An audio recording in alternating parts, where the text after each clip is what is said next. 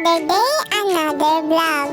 So for today's video na naman guys, meron na naman ako dito sa inyong reels. Magandaan naman ako guys sa. Tapos taga-ayos na pala ako guys. Tapos nag-biyahe na pala kami papunta sa aming eskwelahan. Dito pala ang palabas ng tricycle guys, no, papuntang highway. Kasama ko naman si Erwilyn mag-vlog guys. Parati lang kami kapagit sa camera. Charot! Papunta na pala kami sa eskwelahan guys, no? Kasama ko naman si Erwilyn guys. Habang nag-aupo kami dito ni Erwilyn sa waiting shed guys, na nag-vlog po ko guys, gibutan ko na ang camera sa atubangan naman guys.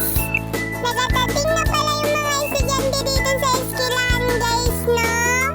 Tapos nabuksan na pala itong room guys, no? Kami pala yung cleaners guys. Nag-floorwax kami guys at nagalinis sa loob ng room. Tapos yung mga classmate ko na lalaki guys, mga dungol talaga guys.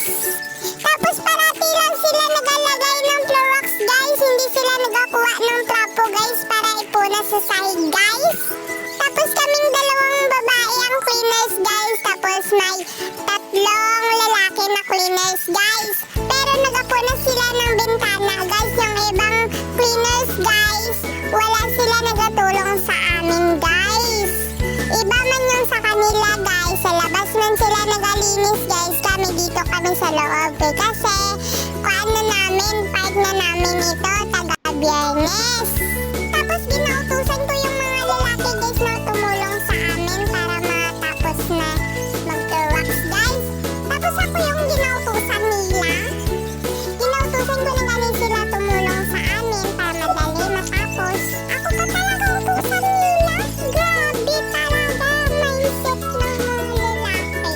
Yung mga classmate namin na lalaki guys, hindi sila tumulong maglinis guys ba. Mga tamad talaga sila guys, super. Wala pala kaming pasok sa lahat ng subject guys. Nagabunot-bunot na lang kami guys para sa year-end party guys. And ilagay yung kuan guys, wishing list. Ilagay pala yung mga kuan guys na yung gusto mo ilagay doon sa papel na ibigay nila sa'yo. Tapos nag-drawing pala kami guys, no, para ipasa na kaagad guys. Kaya wala kaming pasok guys. Half day lang pala kami ngayon guys, no. Tapos nag-ayos pala ako dito ng buhok ko guys, no. Tapos gitanggal ko guys. Tapos uwian na pala guys, no. Nagalabas na yung mga estudyante sa gate guys.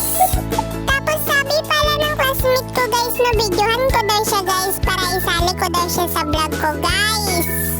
Tapos uwian na pala guys, no. Bye-bye!